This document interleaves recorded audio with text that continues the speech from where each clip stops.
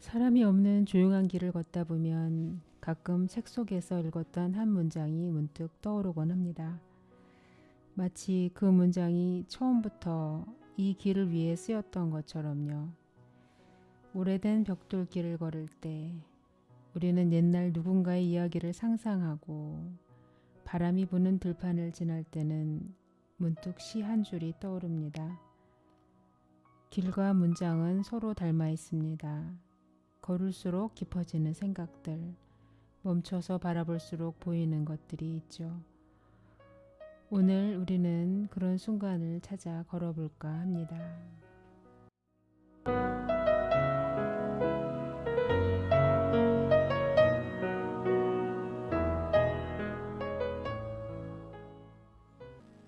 안녕하세요. 곤이 기리는 풍경을 진행하는 곤이 안철입니다. 지난 방송에서 우리는 강주원 작가님을 모시고 휴전선엔 철조망이 없다에 대해서 말씀드렸는데 이번에도 계속 이어서 이야기를 이어나가도록 하겠습니다. 네, 책에서 휴전선과 DMZ 중립지역을 폐쇄와 통제해서 공유와 공존의 공간으로 바꾸자고 제안하셨는데요. 이를 위한 구체적인 방안이나 첫걸음은 무엇이 있을 수 있을까요? 철조망이 있다라고 생각을 하는 한국 사회죠. 네네네. 기본적으로 많은 분들이 휴전선에 네. 철조망이 없다. 휴전선에 철조망이 있다라고 생각하는 것 자체가 폐쇄와 통제의 공간으로 우리가 인식을 하고 있는 거죠. 네. 그렇다라고 하면 없애자는 것도 아니고요. 휴전선에 철조망이 없다라는 사실을 네. 아는 것 자체에서 출발을 하면 그 공간은 폐쇄나 통제가 아니고 공존과 공생과 공유를 할 수 있는 공간으로, 그리고 평화를 좀 더 이야기할 수 있는 공간으로 가지 않을까 싶습니다. 네. 그리고 휴전선에 철조망이 없는 지역도 있지만 한국 사회에는 휴전선이 없는 지역을 휴전선이 있다라고 하고 있습니다. 휴전선이 뭡니까? 분단과 폐쇄, 방금 말씀하신 통제의 공간입니다. 없는 공간에도 있다라고 하는 거. 없는 공간을 홍길동 이야기처럼 없는 공간을 없다라고 이야기할 수 있는 사회. 네. 강화도에 DMZ 둘레길을 걷고 있지만 거긴 둘레길 DMZ가 없다라고 그 길을 걷는 것은 다르지 않을까요? DMZ 없는 공간에서 DMZ가 있다라고 생각하고 걸으면 그 길은 폐쇄와 통제의 공간일 겁니다. 생각하실 것 같습니다. 처음에 멘트에서 하신 것처럼. 하지만 DMZ 둘레길이라고 되어 있는 이 공간에 네. DMZ가 없다라고 생각을 하고 그 길을 걸으시면 눈에 보이시는 한강하구 중립수역의 모습은 다르게 와닿는 길이 되지 않을까 싶은데, 막상 그 공간에 어마어마한 돈을 들여서 간판을 만들어 놓고 사람들이 길을 걷게 하고 있습니다. 네. 중립수역을 정전협정대로 남북이 공동으로 이용하는 방안을 강조하셨는데요. 현재 극도로 경색된 남북 관계를 고려할 때 이러한 제안이 현실적으로 가능하다고 보시는지, 가능하다면 어떤 조건이 필요할까요?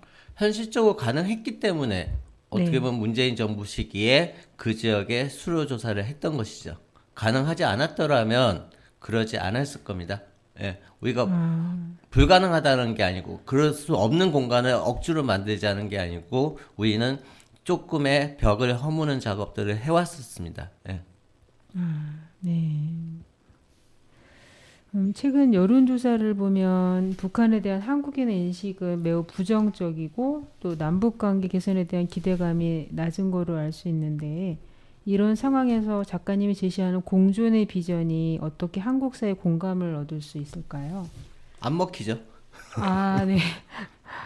아, 휴전선에 철조망이 없는데 있다라고 한국 사회에서 네네. 어떤 이야기를 할 수 있을까가 저의 가장 큰 벽이자 어떻게 보면 좌절감도 느끼는 지점이기도 하지만, 그래도 네. 꾸역꾸역 저는 휴전선에 철조망이 없다. 너무 어떻게 보면 자괴감도 약간 느껴져요. 연구자로서 네. 좀 고상한 이야기, 멋진 이야기, 대단한 이야기를 하고 싶은데 네. 어떻게 보면 상식인데 네.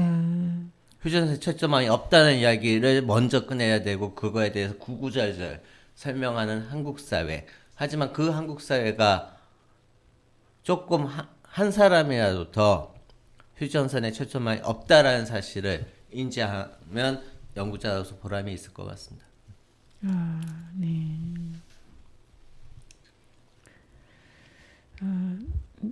한국인들은 DMZ의 가치로 생태 자원을 중요하게 생각한다는 조사 결과가 있는데요. 작가님이 제안하는 공유와 공존의 공간으로서의 DMZ는 이러한 생태적 가치 보존과 어떻게 조화를 이룰 수 있을까요? 많은 분들이 DMZ가 그동안에 사람의 발길에 안 닿았다. 그렇기 네. 때문에 생태적인 공간이다라고 이야기하고 있지만 그거는 한쪽에서 이야기하고 있는 이야기일 수도 있다라는 생각이 듭니다. 과연 DMZ가 네. 생태의 공간인가? 그것은 어떤 과정에서 시작을 한 것인가에 대해서 한 번 정도 솔직히 짚고 넘어가야 되는 지점이 있죠. 우리가 남북 관계가 좋아지면 DMZ의 그 오랜 세월 동안 생태적으로 사람의 발길이 안 닿았기 때문에 그것도 어떻게 보면 편견인 거죠. DMZ 공간에 얼마나 많은 지뢰가 있습니까? 그 지뢰를 남북 관계가 좋아지면 그 지뢰 다 철거해야겠죠. 철거하는 상태에서 지뢰 철거하는 과정에서 생태가 보존이 될까요? 그런 걸 하면 그런 식의 이야기 하시는 분들도 솔직히 제 입장에선 가설이 잘못된 거죠. 네. 만약에 그렇게 된다면 어떻게 될까요? 생태 자원을 보존하면서 하기 어려운 상황이네요. 지금 이 상태가 오히려 상식적으로 날 수 거기 있나요? 지뢰가 한두 발 있는 거 아니지 않습니까? 예. 오히려 네. 그러면 거기에 사는 동물들이나 식물들 그런 것 때문에 아마 생태 자원이 얘기하시는 것 같은데. 예.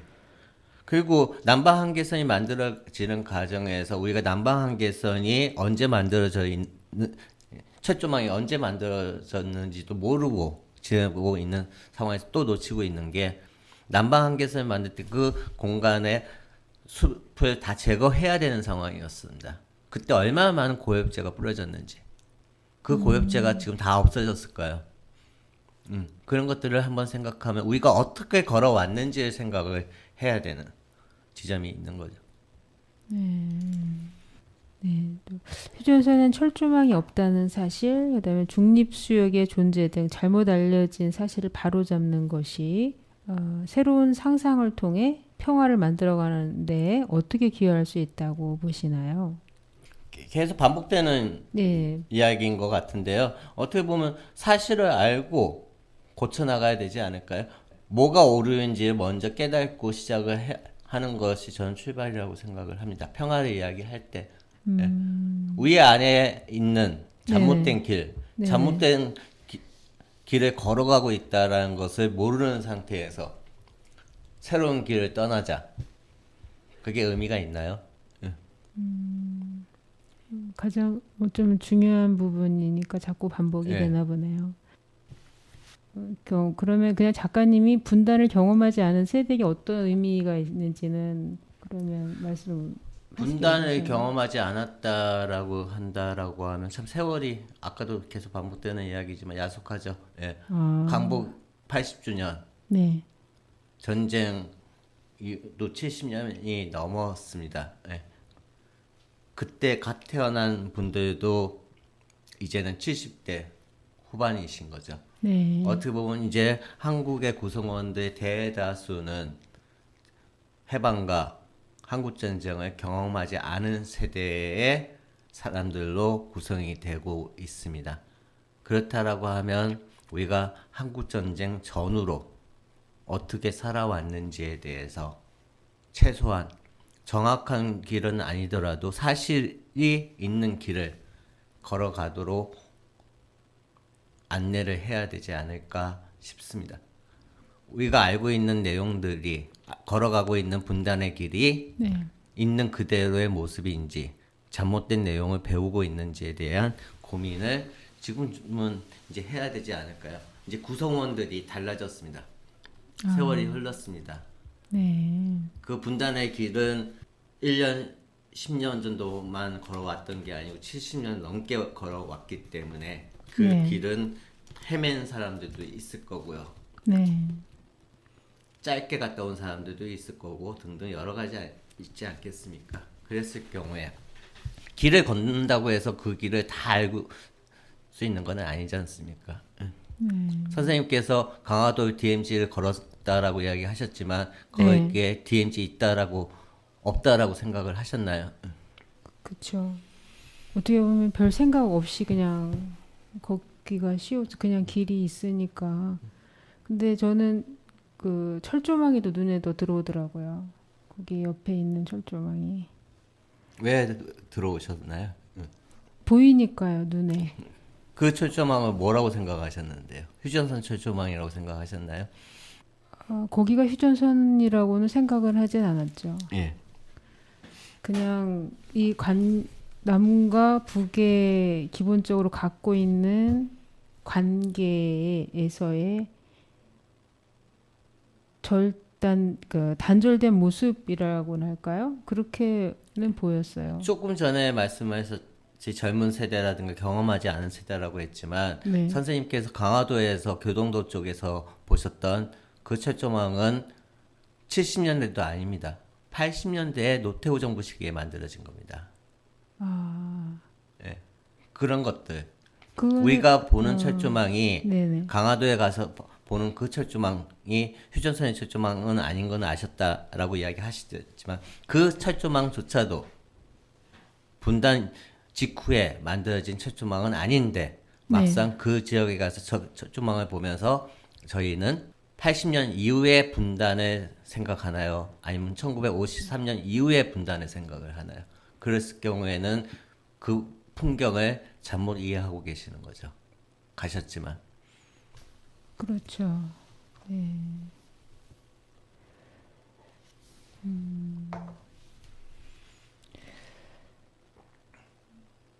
한국사에서는 이제 북한을 협력 대상으로 보면서도 동시에 위협적인 적으로 인식하는 모순적인 시각이 공존하는데 작가님의 책은 이러한 복잡한 감정을 어떻게 이해하고 풀어내려고 시도하시나요?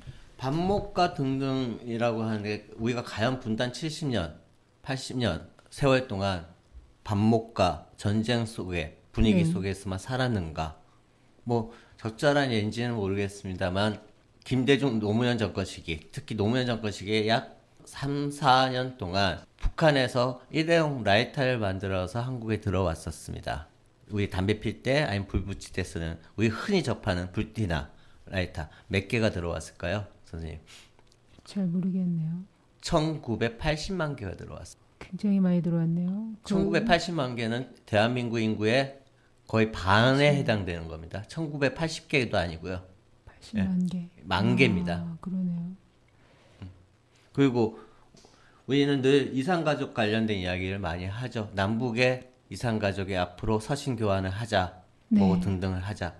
제가 질문을 드리고 싶은 게 선생님 답변을 통해서 한번 궁금합니다. 저도 남북의 이산가족은 서신 교환을 했나요? 그동안?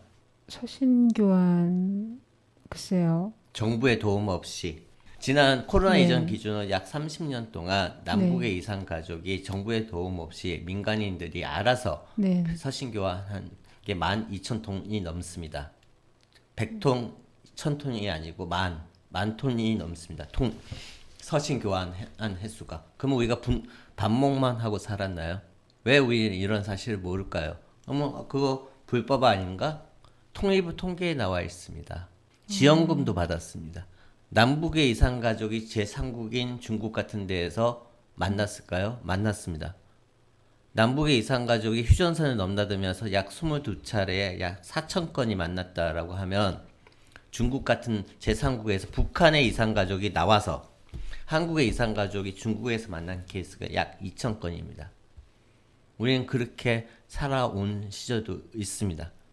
그런데 2025년 현재 우리는 어떤 것들을 기억하는가? 인류학에서는 흔히 조금 이제 전공으로 들어가면 기억의 정치학이라는 표현을 이제 고민을 많이 합니다.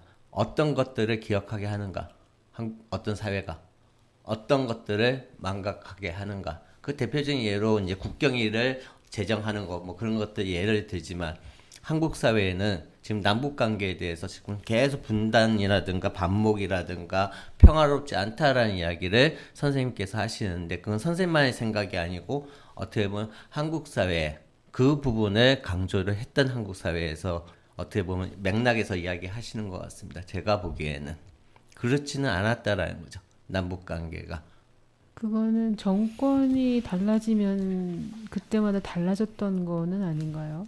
정권에 맞물리는 지점도 있었지만 정권하고 상관없이 진행된 지점들도 있습니다.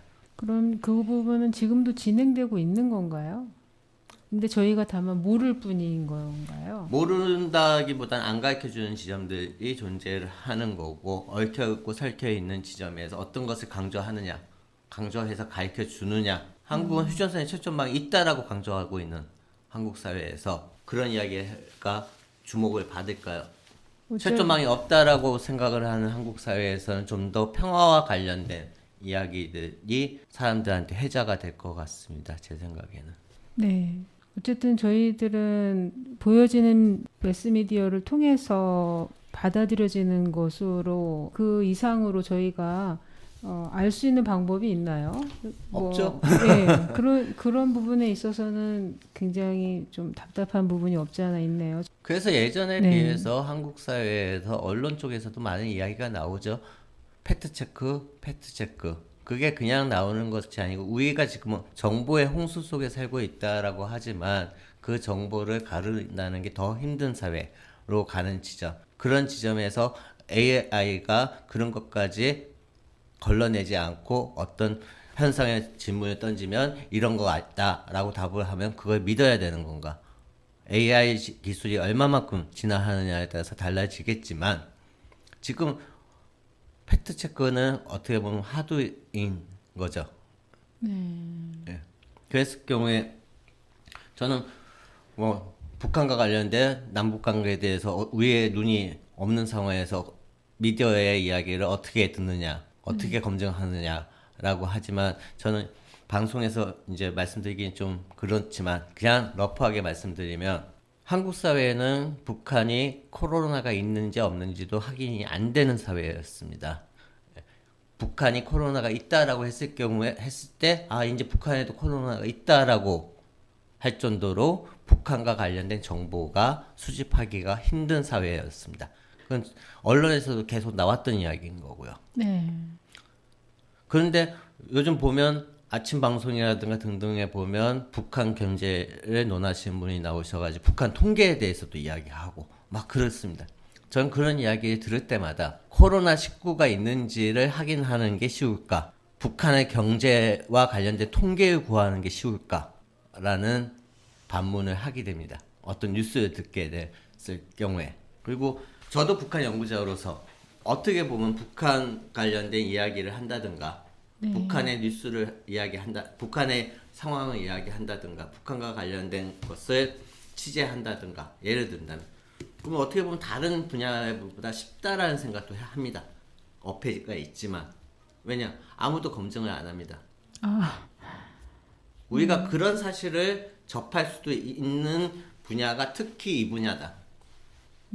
라고 생각을 하면 그냥 뉴스에서 나온다라고 해서 그대로 받아들이지는 않을 것 같습니다. 휴전선에 초점망이 없는데 있다라고 하는 사회에서 우리는 많은 것들에 대해서 그냥 방송해 준다고 들어야 되나요? 이것은 남북관계에만 해당되는 것이 아니고 우리가 어떤 현상을 이해할 때 거기에 길이 있다라고 해서 그냥 걸으면 되나요? 그 길이 어떤 길인지 한 번 정도는 성찰하고 자료도 조사를 해보고 여기에 안내 팜플렛을 보면 오류가 있지 않을까? 라고 생각하고 걷는 것과 거기 길이 있으니까 걸으면 건강에 좋다? 그것만 하면서 걸으면 무슨 의미가 있을까요? 제가 알기로는 이 방송이 길과 관련된 이야기를 주로 하신다라고 생각해서 너무 무리해서 갖다 붙이는 것 같습니다. 제가. 이 책을 통해서 한국 사회, 특히 남북 문제에 관심을 가진 독자들에게 궁극적으로 전달하고 싶은 핵심 메시지는 계속 말씀하신 것처럼 예, 딱 새로운 하나입니다. 인식 딱 하나입니다. 네. 휴전선에 초점망이 없다. 그것을 인식하는 건. 왜냐하면 그게 쉬우면서도 가장 네. 어렵다라고 저는 생각을 합니다. 한국 사회. 네. 그 긴 세월 누적된 왜곡을 네. 얼마나 허물 수 있을까? 저의 과제이기도 하지만 벅찬 과제이기도 하고요. 저 개인적으로는 많은 분들이 관심을 가져주셨으면 하는 바람이 있기 때문에 책 네. 제목조차도 그렇게 달았지만 책 제목을 보고 반어법이냐 은유법이냐 하시는 분들이 많죠. 그렇습니다. 연구자로서는 한편은 보람은 있죠. 아무도 많은 사람이 주목하지 않고 모르고 있는 내용을 썼다. 네. 한편은 또 자괴감도 느껴지는 거죠. 네. 없다라고 그렇게 외쳐도 네. 안 바뀌는 한국 사회의 모습들을 접할 때마다 두 감정이 오고 가고 있습니다. 작가님이 제시하는 공존의 비전이 현실화되기 위해 넘어야 할 가장 큰 장벽은 무엇이라고 생각하시나요? 뭐 휴전선에 초점이 없다라는 건 지금 너무 많이 이야기했고 네. 남북 관계에 대해서 너무나 잘 알고 있다라고 생각하는 고정관념을 한 번 정도는 고민을 해 보셔야 되지 않을까 방금 생각드는 생각은 그렇습니다. 예. 너무나 많이 들었기 때문에 네. 너무나 뉴스에 많이 접하기 때문에 하지만 그 이야기들이 우리는 어떻게 살아왔는가 지난번에 말씀드린 것처럼 대북 제재, 유엔 제재 들어온 지 20년 가까이입니다. 네. 망한다 이야기 20년째 듣고 있다. 네. 네, 제가 직장에서 그 남북 관련된 그런 포럼 같은 거 이제 가끔 참석해 보면 진짜 통일이 될지 저는 그게 궁금하거든요. 통일을 통해서 그 어떤 서로에게 좋은 영향을 끼칠 수 있을지 그 부분이 저는 굉장히 궁금했어요.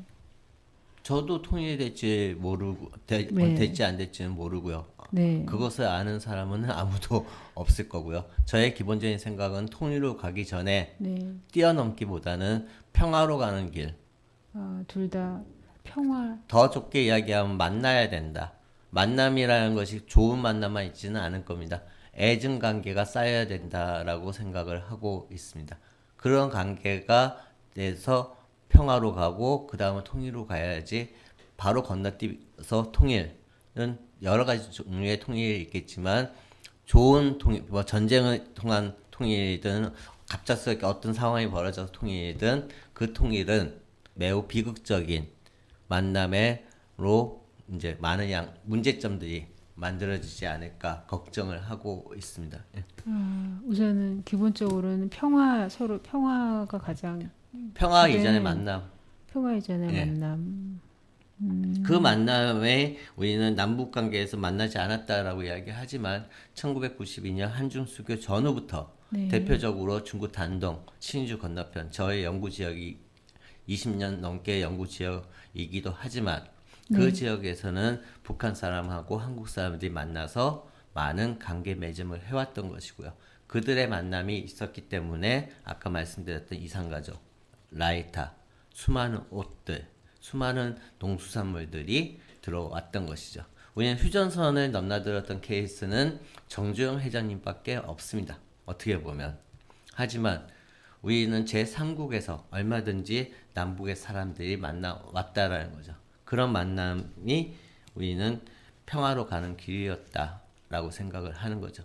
김대중 노무현 정권 시기에 예를 든다면 2005년만 하더라도 평양과 북한에 개성공단과 금강산 위에 지역에 간 사람이 5만 명입니다.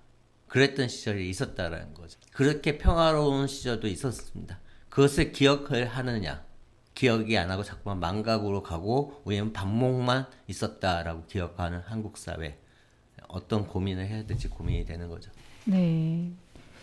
그런 부분에 있어서 그러니까 우리의 지도자들이 서로 뭐 만나서 해야 되는 그런 부분이라고만 생각을 하는데 그런 부분이 아니라 저희들도 인식을 바꿔서 그 깨어 있어야 된다는 얘기신가요? 정치적인 통일이 아닌 이상 통일이라는 것은 사람의 만남이겠죠. 우리가 만나는 게 어떻게 만날 수 있을까요? 쉽게? 휴전선을 통해서는 만남이 쉽지는 않았지만 네. 우리가 제3국에서 만나는 것을 제불법이라고도 많이들 생각을 하시는데 어떻게 보면 노태우 정부 시기에 아까 정권에 따라 달라진다라고 이야기하셨지만 노태우 정부 시기에 제3국에서 남북의 사람들이 만나도 되는 법이 만들어집니다. 네.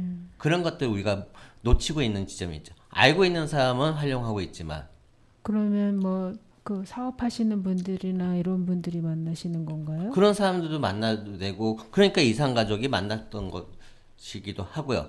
근데 그게 정권에 따라서 조금 신고 절차가 좀 강화된다든가 아니면 정권에 따라서 좀 융통성 있게 발의가 됐던 지점은 있지만 기본적으로 진보 정권에서 만들어졌던 것이 아니고 보수 정권에서 만들어졌던 것이 남북의 사람들이 제3국에서 만나도 되는 법이 노태우 정부 시기에 만들어져 있고 지금도 존재하고 있습니다.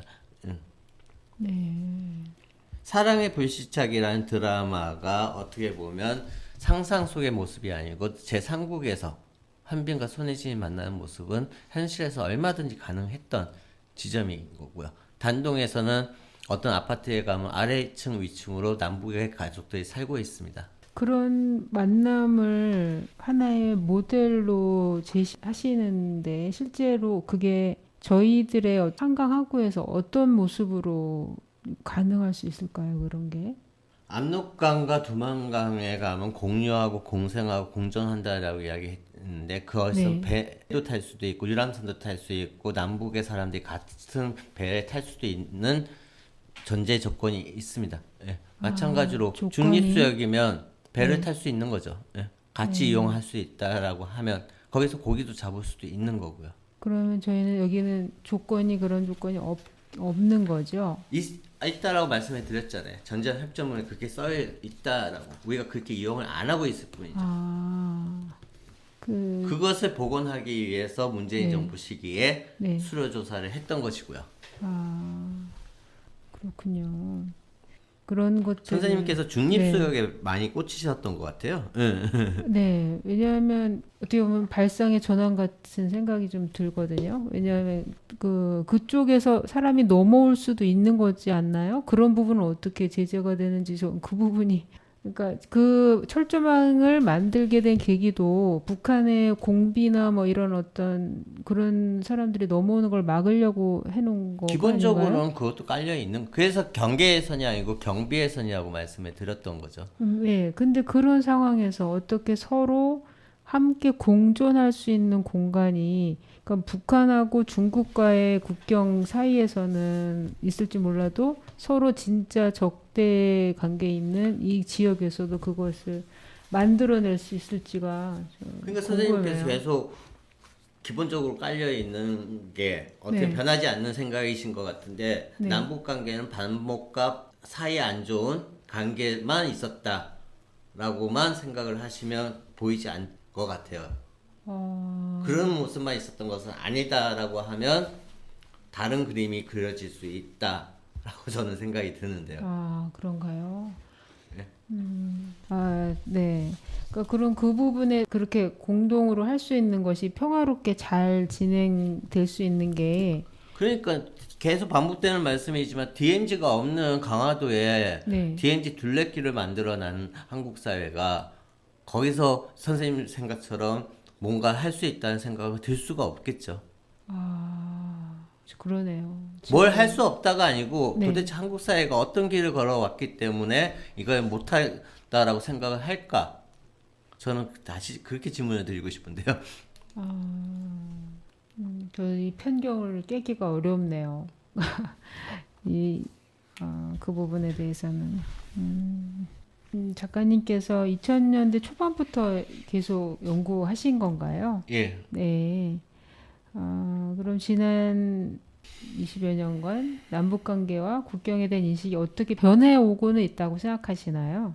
한편으로 안타까운 것은 네. 점점 휴전선과 관련돼서는 이미지가 강화되고 있다. 사실과는 다른 측면에서 네. 강화되고 있는 지점들이 눈에 띈다라는 거죠. 점점 더 휴전선의 최초망은 있다라고 이야기되는 한국 사회의 모습이 안타깝죠. 그렇게 강화되는 이유가 뭘까요? 오류에 오류를 낳는다라고 저는 생각을 하는 쪽입니다. 오류에 오류를 낳는다. 오류가 오류를 낳는다. 휴전선이 철조망이 없다라는 사실을 네네. 원전에 팩트는 있으나 그 있다라고 서술되어 있는 글들을 계속 반복 재생산하는 한국 사회. 이것은 아마 휴전선만의 문제가 아니고 한국 사회의 많은 지점들에서 나타나는 현상 아닐까 싶은 생각도 얼핏 하게 되네요. 그러면 이제 앞으로 어떤 방향으로 이게 흘러갈지는 인류학자로서는 일단 네네. 기록을 합니다. 예. 어떻게 살아가고 있는지 사람들이 그 아, 속에서 기록. 약간의 어떤 방향은 이야기는 드리긴 하지만요. 예. 계속 그럼 기록하고 계시는 기본적으로 거네요. 기록을 하는 것을 목적으로 하고 기록을 하다 보면 길이 보이겠죠. 예. 네. 그러면 이런 지금 수십 년간 지속된 분단 상황이 북한에서는 또 어떻게 생각하고 있는 건지 그거는 그러니까 저희들만 이렇게 이런 생각 속에 갇혀 있는 건지 북한도 마찬가지로 어떤 생각의 테두리 속에 갇혀서 서로 이렇게 만날 수 있는 지점을 만들기 어려운 부분은 없지 않을까요? 제가 한국 사회 성원들의 전부의 마음을 모르듯이 네, 북한 사람들의 성원들의 마음을 어떻게 다 알겠습니까? 하지만 제가 들 네, 수 있는 사례는 과연 한국 사회에 살고 있는 사람들이 북한에 대해서 더 많이 알까? 북한의 사람들이 한국에 대해서 정확히 알고 있을까? 많이 알고 있을까에 대한 고민을 하게 되는 지점들이 있습니다. 한국은 일단 직접적으로 북한과 관련돼서 알 수 있는 채널이라든가 창구가 별로 없습니다. 하지만 북한 같은 경우에는 단독만 놓고 보더라도 해외 북한 노동자를 포함하지만 약 10만 명이 살고 있습니다. 그리고 스마트폰 시대입니다. 그랬을 경우에 단동에 나와 있는 제한된 사람들이지만 단동에 있으면 휴대폰으로 다음과 네이버를 검색할 수가 있습니다. 그 아, 숫자에 비하면 네. 한국의 사람들 중에서 북한과 관련된 것을 얼마나 알 수 있을까요? 그런 것들을 생각을 하면 고민이 되는 북한 사람들이 어떤 생각을 할지에 대한 것을 미루어 짐작 가능하구나. 시대가 바뀌었습니다. 북한에 있는 북한 사람과 중국에 있는 북한 사람과 한국에 있는 북한 사람, 소위 이탈 주민이라고도 이야기하죠. 그런 분들이 한 인터넷 공간에서 SNS를 할 수 있는 시대입니다. 예. 그런 거에 비하면 한국 사회는 너무나 폐쇄적인 북한과 관련된 이야기에서는 정부의 폐쇄적인 지점이 존재를 하는 것이죠. 그러면 이런 어떤 인식의 변화를 이끌기 위해서 어떤 부분을 노력을 하고 계시는지 궁금합니다. 열심히 기록하고 열심히 책 쓰고 열심히 휴전선에 초점이 없다라고 이야기하고 다닐 수밖에 없죠. 연구자로서. 전엔 철조망이 없다. 이 말이 제가 주장을 하는 게 네, 아니지 않습니까? 네 사실이죠. 팩트를 이야기하는 거지 않습니까? 사실을 이야기하시는데 어떻게 사실로 잘 안 받아들여지는 이 사회에서 어떻게 진짜 많이 힘드시겠네요. 그렇게 말씀하시니까 더 답답하네요. 그러네요. 뭐 계속 기록하시고 그것을 얘기하시는 방법으로 그건 뭐 하시네요. 저만 그러는 게 아니고 연구자, 인류학자 떠나서 모든 학문의 연구자들이 기본적으로 하는 거겠죠. 예. 이 책을 읽고 저희들이 어떤 식으로 한번 노력하면 될까요? 저희가 할 수 있는 방법이 무엇일까요? 굳이 책을 말씀을 드린다라고 하면 한 번 정도 서울에 사시는 분들은 한 번씩 드라이브 가시잖아요. 파주 쪽이라든가 자유로 쪽을 타고 가시고 임진각을 가시고 네네. 그때 인류학자들이 쓴 책이 여행기는 아니지만 네. 제 책을 뭐 여행기 삼아 참고를 하셔가지고 그 지역을 좀 소개하고 있으니까요. 그 내용을 보시면서 보면 여러분들이 그냥 가셨을 때와 다른 풍경이 보이지 않을까. 임진각에 가서도 바로 코앞이 북한이라고 이야기하거든요. 검색을 해봐도 임진각에 대한 여행 설명이라든가 등등은 바로 코앞에 북한이다라고 이야기합니다. 예. 하지만 임진각에서 북한은 약 7km 떨어져 있습니다. 저희 가서 네. 저기 건너편이 북한이다. 한국 땅입니다. 전부가 0.01% 진짜 시야에 들어오는 네, 손톱만한 크기 정도의 북한 송악산 정도만 보입니다. 강 건너 임진강 너머는 네. 한국 땅. 다시 말씀드리면 민북 지역, 민통선 이북 지역에 해당되는 곳이지 북한 지역은 거의 보이지 않습니다. 예. 그런 공간을 네. 많은 안내서라든가 책자라든가 네, 거기에 가서도 마찬가지지만 그렇게 설명이 되죠. 네. 하지만 제 책을 제가 이야기하긴 그렇지만 효전선의 철조망이 없다라는 책을 가지고 가서 보시면 그 네. 지역은 약 7km가 떨어져 있다라는 설명과 이런 것들이 어떻게 임진각에서 우리가 잘못된 내용들이 들어오는지. 그러니까 임진각에서 그 곤도라에 타시죠. 그러면 많은 예능 프로든 한국 프로에서도 몇 년 동안 계속 반복되고 있습니다. 강 건너자마자 DMZ라고 이야기하고 있습니다. DMZ 아니거든요. 민북 지역이거든요. 그런 것들을 우리가 놓치면 여행을 떠난다고 해서 우리가 길을 떠난다. 여행을 떠난다. 여행지에서 만나는 것이 있는 그대로의 모습. 우리가 그들의 삶을 그대로 피부로 느낀다라고도 많이 생각하지만 인류학에서는 무대화된 풍경이라는 표현을 씁니다. 예. 어떻게 보면 우리가 그 현실에 있는 그대로의 모습을 가서 여행해서 느끼는 것이 아니고 뭔가 약간의 조미료가 들어갔다라고 해야 될까요? 무대화된 풍경을 있는 그대의 모습을 보는 것은 아니다라는 이야기를 하죠.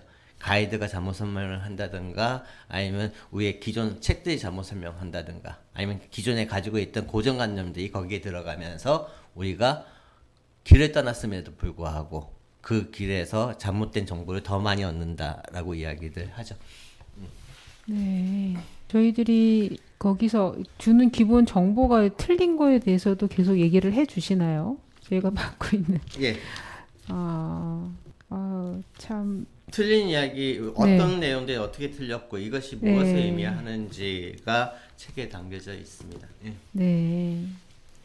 그 책에 담겨져 있는데 거기 그 적혀 있는 내용이 틀린 것을 지적을 하시는 거죠. 예. 그것이 바뀌면 더 많은 사람들에게 영향을 더 많이 주지 않을까요? 그렇죠. 그 부분이 굉장히 잘못됐다는 쉬웠고. 것을 많이 알수록 밖에 희망은 있지 않을까 싶습니다. 네. 뭐 문화유적 답사 이런 거 할 때도 뭐 이게 적혀 있는 것이 막 틀릴 때도 좀 있더라고요. 예. 근데 그런 것들에 대해서 제대로 고쳐나가는 게 많이 필요할 것 같네요. 그 평화의 길은 많이 걸어보셨나요? 다 걸어보셨나요? 좀 게을러서 많이 걷지는 못했습니다만 어떤 위치에 어디에 있다는 걸 조금 알고 있습니다. 예. 네. 그 평화의 길을 걸으시면서 그 평화의 길은 그러면 그 어느 선인가요? 그 민통선 그쪽 대부분이 부분에 민통선 이남의 선입니다. 지금도 걷고 계시는 분이 계시고요. 아. 6월 6일 날 DNG 걷기 막 그런 식의 표현들을 네. 하는 행사들이 지금 한창 많이 진행되고 있는 상황입니다. 근데 DMZ 어제도 팜플렛에서 봤거든요. 네. DMZ 걷기 임진각 주변에서 코스가 나옵니다. 다 민통선 이남 지역을 걷고 있습니다. 근데 제목은 DNG 걷기라고 되어 있습니다. 행사. 그러면 나라에서 주관하는 행사가요? 나라도 있고 NGO 단체도 있고 종교 단체도 있고요. DMZ 걷기라고 적혀 있거든요. DMZ 걷기라고 표현하고 민통선 이남을 걷고 있는 게 한국의 모습입니다. 그럼 저희가 평화의 길 이제 이 코스를 조금씩 걷고 있는데 이 책을 그러면 이렇게 가져가면서 이렇게 조금씩 더 걸어보면은 더 좋을까요? 저야 뭐 고맙죠. 아, 어떻게 보면 저는 DMZ 걷는 분이 그 열정이 네. 안타까울 때가 있습니다. 예. 아, 어떻게 보면 좀 정확하게 알고 걸으셨으면. 근데 많은 분들이 강화도, 네, 일산 네, 그쪽을 걸으시면서 나 DMZ 갔다 왔다, 걷다 왔다라고 이야기를 많이 후기에 남기시거든요. 네. 네. 안타깝죠. 제 개인적인 입장에서는. 그러니까 DMZ를 갔다 왔는데 뭐 어떻다라는 소감보다는 그 잘못된 사실도 있지만 갔다 와서 뭐를 느끼기를 바라시는지. DMZ 안 갔는데 DMZ 갔다 왔다고 이야기하니까요. 아, DMZ 근처에도 안 갔고 DMZ 없는 데 가가지고 DMZ를 갔다 왔다고 이야기하는데요. 네. 어쨌든 이 사회에서 잘못된 정보를 저희들이 뭐 체득하고 또 잘못된 인식 속에 살아가는 게 어떻게 보면 굉장히 깨야 될 이 문제네요. 네. 그러면 정말 꼭 청취자들에게 해주고 싶은 말 한마디만 해주시면 어떨까요? 일단 너무나 죄송하고요. 긴 시간 동안 계속 네. 한 이야기는 휴전선에 철조망이 없다. 네네. 라는 말씀을 드렸는데 네네. 죄송한 김에 끝까지 죄송하겠습니다. 네. 휴전선에 철조망이 없습니다. 아, 네네. 선생님조차도 안 바뀌십니다라고 고백을 해주시니 그 말밖에 드릴 말씀이 없네요. 아니 휴전선은 철조망이 없다라는 사실을 뭐 제가 거부하는 것도 아니고 예. 그런 건 아닌데 없다라고 말하면서도 그 내면에 깔린 그 기본적으로 그 뭐랄까요? 깔린 그 생각들이 이렇게 걷어지기가 쉽지 않은 부분인 것 같은 저는 선생님이 잘못 봤다, 잘못 생각하고 있다고 전혀 생각을 안 합니다. 예. 네.